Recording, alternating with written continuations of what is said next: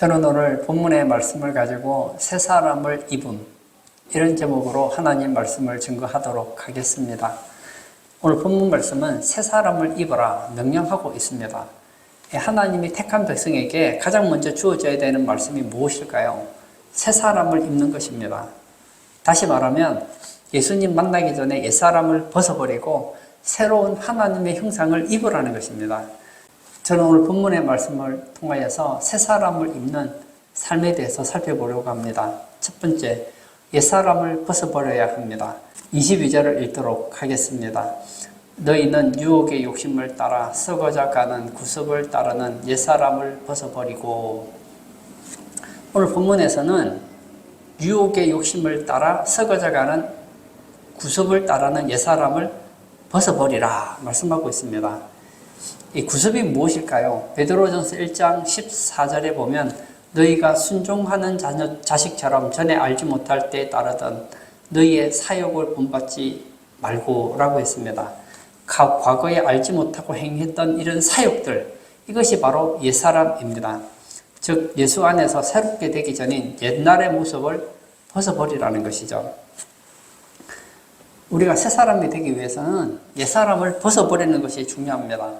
제가 지금 옷을 입고 있잖아요. 새 옷을 입으려면 미리 입었던 옷을 벗어야 되는 거 아닙니까? 저는 이 새 사람의 모습을 보면서 생각났던 한 사람이 있었습니다. 바로 바디메오가 생각났습니다. 마가복음 10장 47절에서 50절에 보면 어떤 내용이 있느냐 하면 바디메오가 길에서 구걸을 하고 있었습니다. 구걸을 하는데 갑자기 소리가 들리는 거예요. 웅성웅성 소리가 들립니다. 사람들에게 물어봤겠죠. 이게 대체 무슨 소리입니까? 예수님이시다. 아니, 죽은 자를 살리고 눈먼 자를 밝게 하고 병든 자를 고치고 귀신을 쫓아내던 그 예수, 그 예수님만 만나면 내 눈이 고침받을 수 있겠다. 그 생각을 가지고 이제 소리를 지르기 시작하죠. 47절 제가 한번 읽어보겠습니다. 나사렛 예수시란 말을 듣고 소리질러 이르되 다윗의 자손 예수여 나를 불쌍히 여기소서 하거늘. 그리고 막 소리를 지르기 시작합니다. 다윗의 자손 예수여 나를 불쌍히 여기소서. 근데 불쌍히 여겨달라고 하는 사람이 어디 바디메오 뿐이겠습니까? 주변에 얼마나 많은 사람들이 도와달라고 소리를 지르겠어요. 또 소리를 너무 지르면 또 듣는 사람들이 짜증이 나잖아요. 48절 많은 사람이 꾸짖어 잠잠하라 하되 그가 더욱 크게 소리질러 이르되 다윗의 자손이여 나를 불쌍히 여기소서 하는지라. 사람들이 너무 시끄러우니까 저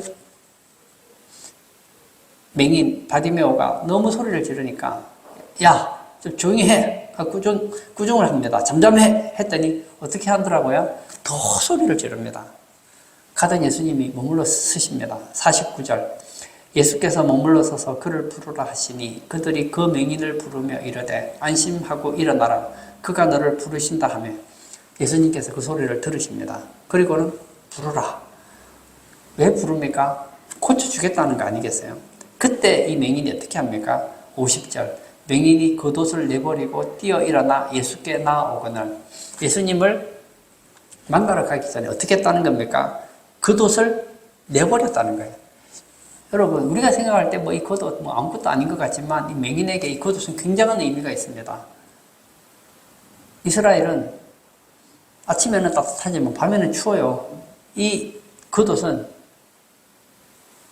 그의 외출복이기도 하고 그리고 잘 때는 이불과 같은 역할을 하는 거란 말이에요. 그걸 집 던져버렸다는 것은 이제는 겉옷을 입지 않겠다는 거 아니겠습니까? 이것을 한번 영적으로 표현해보면 이 맹인 바디메오, 이 맹인 바디메오는 옛사람의 겉옷을 입고 있었던 우리의 옛모습을 보여줍니다. 어떻게 하죠? 이제 그 겉옷을 벗어버렸다는 거예요. 계시록 19장 8절에 보면 옷은 행위를 상징해주고 있습니다. 바디메오는 예수님을 만난 뒤에 입었던 옷을 벗어 던져버렸습니다. 마찬가지로 바디메오와 같이 과거에 하나님 보시기 아름답지 못한 행위들을 벗어 던져버려야 된다는 거예요. 예수 밖에 살았던 하나님 보기 아름답지 못한 그런 구석들을 벗어버리지 않고서는 새 사람의 삶을 살아갈 수 없다는 것입니다. 이 1월이라는 말은 영어로 제뉴얼이라고 하죠. 이 말은 야누스라는 단어에서 유래를 합니다. 이 야누스는 고대 헬라의 신으로서 두 개의 얼굴을 가지고 있다고 하죠. 하나는 미래를 바라보는 얼굴이 있고 다른 하나는 과거를 바라보는 얼굴, 두 가지 얼굴이 있습니다. 1월은 12월과 2월의 교차점에 있잖아요. 그러나 우리는 이런 야누스적인 모습을 버려야 된다는 거예요. 과거의 모습, 구습에 매여서 그것을 버리지 않고서는 예수님을 따를 수 없다는 거예요. 오늘 본문에는 욕심이라는 단어가 나와 있습니다. 이 욕심이라는 단어는 에피와 투메오의 합성어, 에피투메오입니다. 이것은 단지 욕심을 내는 정도가 아니에요. 영과 혼과 마음을 다하여 갈망한다는 뜻을 가지고 있습니다. 예수 밖의 사람들이 혼과 영과 마음을 집중해서 멸망해 가는 상태를 보여준다는 것이죠. 그리고 절실히 바란다, 갈망한다는 의미를 가지고 있는 단어입니다. 이 단어를 종합해보면 이런 뜻이죠. 영과 혼과 마음을 다하여 마치 사자가 토끼를 보고 달려가듯이 내 파멸의 인생을 향해서 욕심을 가지고 나아가는 삶. 이것이 바로 구습이라는 거예요. 인간의 욕심이라는 것은 참 끝이 없는 것 같아요. 욕심의 종류도 끝이 없고 양도 끝이 없습니다. 여러분 이런 얘기 들어보신 적이 있을 거예요. 너무 어려워요. 방앗간 구하기 힘들었던 사람이 방앗간을 구했어요. 얼마나 좋은지 모릅니다.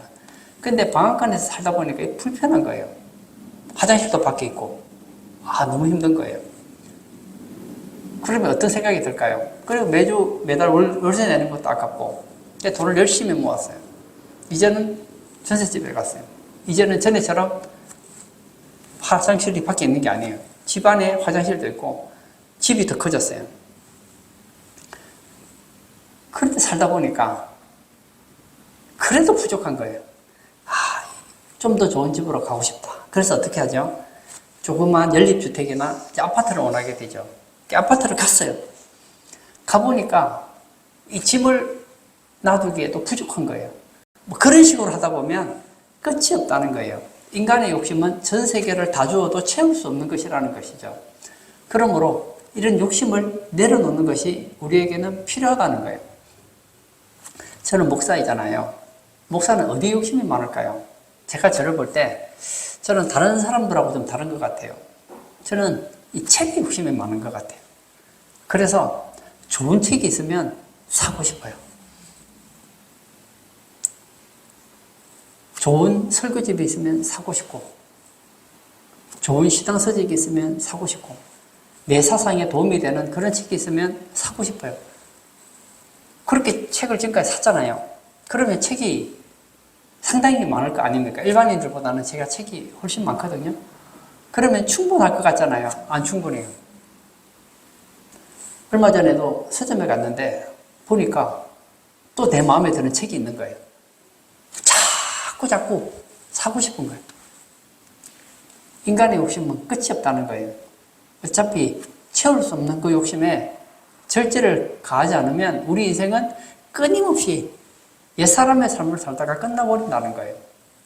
우리가 새 사람을 입기 위해서 필요한 첫 번째는 옛사람을 벗는 것입니다. 두 번째는 무엇일까요? 말씀과 성령으로 새 사람을 입을 수 있다는 거예요. 베드로전서 1장 23절을 제가 한번 읽어볼까요? 너희가 거듭난 것은 썩어질 씨로 된 것이 아니요 썩지 아니할 씨로 된 것이니 살아있고 항상 있는 하나님의 말씀으로 되었느니라. 거듭난다. 옛사람에서 새사람으로 거듭난다. 어떻게 가능하다고 가르쳐주고 있습니까? 썩어질 씨가 아니고 썩지 아니할 씨로 되었대요. 그 씨가 무엇입니까? 항상 살아있고 항상 있는 하나님 말씀이라는 거예요. 그뿐만이 아닙니다. 사무엘상 10장 6절에도 새 사람에 대해서 이렇게 이야기하고 있습니다. 내게는 여호와의 영이 크게 임하리니 너도 그들과 함께 예언을 하고 변하여 새 사람이 되리라. 여호와의 영이 크게 임하리니 새 사람이 되리라. 첫 번째는 하나님 말씀으로 새롭게 될 수 있고, 두 번째는 하나님의 영, 성령으로 새롭게 될 수 있다는 것이죠. 즉 하나님 말씀과 성령의 역사로 새 사람이 될 것을 말하고 있습니다. 여러분, 우리가 가까이 하는 시에는 두 가지 시가 있습니다. 그 첫 번째 시는 썩어질 시입니다. 두 번째는 썩지 않는 시입니다. 썩은 시. 이런 시는 특징이 있죠. 아무리 물을 주고 농부가 수고해도 싹이 나지 않습니다. 그 이유는 그 속에 생명이 없기 때문입니다. 여러분, 시중에 책이 얼마나 많은지 모릅니다. 저는 이런 얘기를 들었어요. 하루에 다른 거 다 빼고요. 책만 얼마나 많은 양이 나오느냐. 하루에 107년 어치의 책이 나온답니다. 거기다가 잡지, 그 다음에 유튜브, TV, 강연, 학교. 저도 책을 내지 않았지만 제가 설교한 거 모으면 책이 상당히 많거든요. 제가 아마 설교한 것을 책으로 내면은 아마 수십 권은 될 것 같아요. 보십시오. 이렇게 저렇게 한 책을 모아보면 어쩌면 하루에 나오는 책, 시중에 나와 있는 강연들을 다 책으로 낸다고 하면 어쩌면 하루에 나오는 책은 1000원어치도 더 많은 책이 나올지도 모르겠어요. 그런데 여러분, 그 책은 종류는 많고 개수도 많고 분류도 많이 할 수 있겠지만 나누다 보면 결국은 한 가지로 귀착하게 됩니다. 그게 뭐죠? 썩어질 시냐, 썩지 않는 시냐. 세상에 있는 윤리, 도덕, 철학, 과학, 인문학 이런 모든 책들은 특징이 있습니다. 참 도움이 돼요. 인생을 살아가는 도움이 돼요. 저도 인문학 책 읽어보면 재미가 있어요. 지혜가 있어요. 깨달음이 있습니다. 근데 단점이 있죠. 그게 뭘까요? 거기에는 생명이 없다는 거예요. 아무리 읽고 아무리 먹어도 하나님의 형상을 닮은 새 사람으로 탄생할 수 없다는 거예요. 예수님께서 이 땅에 오셨을 때에 사람들이 말씀이 없어서 예수님 죽인 것이 아니었습니다. 율법의 말씀 아래서 예수님을 죽인 거였어요. 고린도전서 5장 7절에 보면 이런 말씀이 있습니다. 너희는 누룩 없는 자인데 새 덩어리가 되기 위하여 묵은 누룩을 내버리라. 우리의 유월절 양 곧 그리스도께서 희생되셨느니라. 여기 보면 묵은 누룩이 나옵니다. 묵은 누룩이 뭐죠? 썩어질 시입니다. 생명이 없는 말씀을 말하는 거예요. 생명이 없는 말씀은 버리라는 거예요. 마태복음 16장 12절에서 예수님께서는 바리새인과 사두개인의 교훈을 가리켜 누룩이라 했습니다. 누룩이라는 말이 무슨 얘기일까요? 그런 얘기는 아무리 들어도 새 사람으로 탄생할 수 없다는 거예요. 새 사람이 되려면 살아있는 말씀이어야 됩니다. 창세기에는 말씀으로 우주 만물이 창조되었다고 말씀하고 있어요. 그 말씀이 육신이 되어 이 땅에 오셨습니다. 그분이 누구죠? 바로 예수님이에요. 생명 대신 예수님 안에는 씨가 있습니다. 베드로전서 2장 2절에 갓난 아기들 같이 순전하고 신령한 젖을 사모하라. 이는 그로 말미암아 너희로 구원에 이르도록 자라게 하려 함이라. 여러분, 우리는 두 가지 구원을 받습니다. 첫 번째는 거듭남의 구원입니다. 두 번째는 성화의 구원입니다. 이 두 가지를 가능하게 하는 게 뭐라고요? 바로 하나님 말씀이라는 거예요. 썩지 않는 시라는 거예요. 이 갓난 아기들이 태어났어요. 그러면 얼마나 입을 놀리는지 모릅니다. 엄마가 젖을 주면 어떻게 하죠? 막 쪽쪽쪽쪽 빨잖아요. 저는 우리 성도님들이 말씀에 대해서 이런 사모함이 있기를 바랍니다. 설교를 들을 때 이런 사모함이 있기를 바랍니다. 어떤 아기가 있는데 젖을 주는데 먹질 않아요. 우유를 주는데 먹질 않아요. 그런데 배고파지도 않아요. 그러면 그 아이는 조만간 심각한 문제가 생기게 된다는 것이죠. 새 찬송가 288장을 제가 읽어볼까요? 예수를 나의 구주 삼고 성령과 피로서 거듭나니 이 세상에서 내 영혼이 하늘의 영광 누리도다. 이것이 나의 간증이요 이것이 나의 찬송일세. 나 사는 동안 끊임없이 구주를 찬송하리로다. 아멘이죠. 예수를 나의 구주 삼고 성령과 피로서 거듭나니 이 세상에서 내 영혼이 하늘의 영광 누리도다. 하늘의 영광을 누릴 수 있는 방법이 무엇입니까? 거듭나는 거예요. 말씀과 성령으로 거듭나야 돼요. 우리가 하나님 말씀을 가까이 하지 않고 거듭날 수 있는 방법은 없습니다. 두 번째는 성령을 통하여 새 사람이 될 수 있습니다.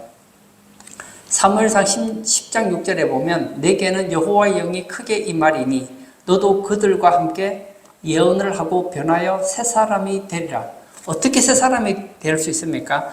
여호와의 영이 크게 임하면 돼요. 여기서 여호와의 영은 성령을 가르쳐주고 있습니다. 여러분, 우리가 새 사람이 되려면 내가 노력한다고 되는 게 아니에요. 디도서 3장 5절에 우리를 구원하시되 우리가 행한 바 의로운 행위로 말미암지 아니하고 오직 그의 국률하심을 따라 중생의 씻음과 성령의 새롭게 하심으로 하셨나니, 성령이 새롭게 되어야 되는 거예요.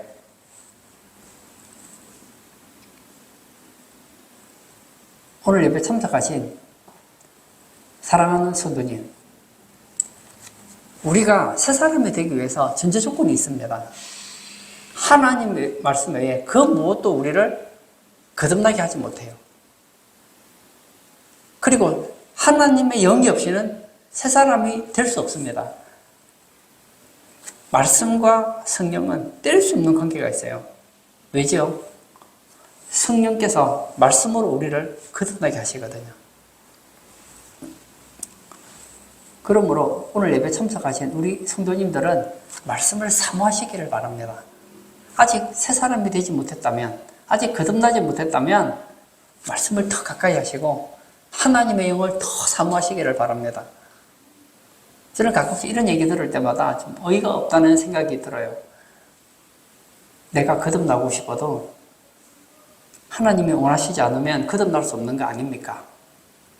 얼마나 논리적인지 몰라요. 여러분, 그런 걱정하지 마세요. 예수님께서는 내게 오는 자는 예수님께서는 거부하지 않습니다. 구원받고 싶어하는 사람을 예수님은 거절한 적이 없어요. 우리가 진짜 구원받기를 사모하고 말씀을 가까이 하고 성령을 사모하면 새 사람이 된다는 거예요. 세 번째, 예수를 위해 살아야 합니다. 고린도후서 5장 15절 제가 한번 읽어볼까요? 그가 모든 사람을 대신하여 죽으심은 살아있는 자들로 하여금 다시는 그들 자신을 위하여 살지 않고 오직 그들을 대신하여 죽었다가 다시 살아나신 이를 위하여 살게 하려 함이라. 예수님께서 모든 사람을 대신하여 죽으셨잖아요. 그 죽으신 목적이 무엇입니까? 이제 다시는 그들 자신을 위하여 살지 않고 그들을 대신하여 죽었다가 다시 살아나신 이를 위해 살게 하려 함이라고 했습니다. 다시 살아나신 이가 누구일까요? 바로 예수님입니다. 여러분, 우리가 왜 새 사람이 되어야 될까요? 새 사람이 되어서 이제는 다시 살아나신 이를 위해서 살게 하기 위해서인 거예요. 사도 바울의 이런 간증이 있잖아요. 내가 그리스도와 함께 십자가에 못 박혔나니 그런즉 이제는 내가 산 것이 아니요 오직 내 안에 그리스도께서 다시 사신 것이라. 이제 나는 죽고 예수가 사는 거예요. 이제 사는 것은 왜 삽니까? 그들을 대신하여 죽었다가 다시 살아나신 이를 위하여 살게 하려 함이라. 이제는 나를 위해 살면 안 되는 거예요. 그럼 어떻게 하면 예수님을 위해 살 수 있을까요? 새 사람이 되는 것과 새 사람의 삶을 살아가는 것은 흡사합니다. 여러분, 말씀과 성령은 우리를 새 사람이 되게 해요. 뿐만 아니라 이제는 새 사람의 삶을 살게 만드는 것도 바로 말씀과 성령이라는 거예요. 창세기부터 요한계시록까지 얼마나 주옥 같은 말씀이 많습니까? 그 말씀을 익히고 그 말씀대로 살아가면 그런 삶이 어떤 삶이라고요? 나를 위해 살지 않고 나를 위해 죽었다가 다시 살아나신 이를 위하여 살아가는 삶이라는 거예요. 그리고 말씀대로 살려고 하면 문제가 있습니다. 마음은 온유하되 육신이 약해요. 우리 안에는 죄의 속성이 있기 때문에, 이 죄성이 있기 때문에 말씀대로 살고 싶지 않은 마음이 많아요. 그 마음을 깨뜨리고 우리로 하여금 말씀대로 살도록 도와주는 분이 계신다는 거예요. 바로 성령이십니다. 이건 얼마나 중요한지 모릅니다. 여러분, 잘 생각해 보세요. 성경을 읽었다고 해서 다 거듭나는가요? 아니에요. 성령께서 말씀을 붙잡아서 말씀으로 우리를 거듭나게 해주셔야 돼요. 내가 말씀을 읽고 말씀대로 살겠다고 해서 살 수 있느냐? 아니에요. 성령님께서 그 말씀을 내 삶 속에 적용시켜 주셔야 되는 거예요. 바울은 원래 어떤 사람입니까? 그 당시 바울은 참 똑똑했던 것 같아요. 요즘으로 말하면 세계 최고의 엘리트 대학을 나오고 박사학위가 있고 사회적으로 최고의 특권을 행사할 수 있는 로마 시민권을 가졌던 사람입니다. 가문은 종교적으로 사랑할 만한 베냐민 지파였습니다. 학문적으로는 최고를 자랑하는 가말리엘의 문화생이었습니다. 그런 유대인 중에 유대인이요 히브리인 중에 히브리인이었습니다. 그는 이 땅에 소유할 만한 것을 다 소유했습니다. 율법으로는 얼마나 열심히 특심했는지 하나님 말씀대로 살려고 예수 믿는 자를 핍박했던 자였습니다. 그러던 어느 날 다메섹에 예수 믿는 사람들이 있다는 얘기를 듣고 잡으러 가잖아요. 말을 타고 잡으러 가다가 거기서 햇빛보다 더 밝은 빛에 충격을 받죠. 그리고 소리를 듣게 됩니다. 사울아, 사울아, 어찌하여 네가 나를 핍박하느냐? 당신은 누구십니까? 나는 너가 핍박하는 예수다. 사울은 예수님 핍박한 적 없거든요. 교회를 핍박했죠. 예수 믿는 사람을 핍박했죠. 거기서 깨달아지죠. 그런 율법의 전문가였기 때문에 지금까지는 유대교의 입장에서 성경을 보았기 때문에 예수님을 이단으로 보았던 거예요. 왜냐? 아니 사람이 자기가 하나님의 아들이고 자기를 믿어야 구원받는다고 하니 이거 완전 이단 아닙니까? 지금도 마찬가지예요. 이스라엘이 지금도 성경을 믿잖아요. 근데 성경을 어떤 걸 성경으로 받아들이냐? 구약 성경만 하나님 말씀으로 받아들여요. 신약은 하나님 말씀으로 안 받아들여요. 구약에 메시아가 온다는 건 그들도 인정합니다. 그러나 예수님이 메시아라는 걸 인정을 안 해요. 아직 메시아는 오지 않은 거예요. 그리고 어떤 일이 일어나죠? 나중에 아나니아를 통해서 안수를 받고 눈에 비늘같이 것이 벗겨지면서 이제 회복이 되죠. 그리고 거기서 성령의 사람이 되게 됩니다. 이 바울의 서신을 보면 바울은 성령에 대해서 얼마나 민감했는지 몰라요. 바울은 세상에 두려운 게 없는 사람이었습니다. 그는 굶는 것도 두려워하지 않아요. 감옥에서 찬양을 하는 사람이고 죽이겠다는 사람이 40명이 있는데도 눈도 깜짝 안 해요. 아마 모르긴 해도 여러분들 오늘부터 여러분 집에 가는데 여러분 주변에 여러분을 죽이지 않으면 밥도 안 먹겠다는 사람이 한 10명만 여러분 따라다니고 그럼 짝짝 씹고 다니면서 나이프 들고 다니면은 두렵지 않겠어요? 근데 바울은 그런 거로 두려워하는 사람이 아니에요. 배가 파선해도 매를 맞아도 강도를 만나도 두려워하지 않아요. 바울이 두려워했던 건 오직 하나였습니다. 성령의 나타남. 그의 삶에 성령이 함께하지 않을까 봐, 성령이 역사하지 않을까 봐 그걸 두려워했다는 거예요. 그러니 바울의 삶이 달라진 거예요. 여러분, 바울이 살았던 그 삶은 우리의 미래입니다.